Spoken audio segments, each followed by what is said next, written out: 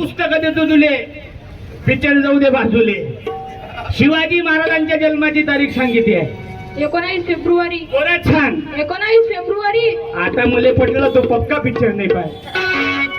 त्याला जर शिवाजी महाराज नसते माहित नाही तर मग मस्त माझ्या विश्वास बसला, पण त्याला शिवाजी महाराज माहित आहे याच्यामुळे मला पक्का हे आला, विश्वास आला की त्याला शिवाजी महाराज माहित आहे. काय काय राजा होता त्या त्याला दोन पुस्तक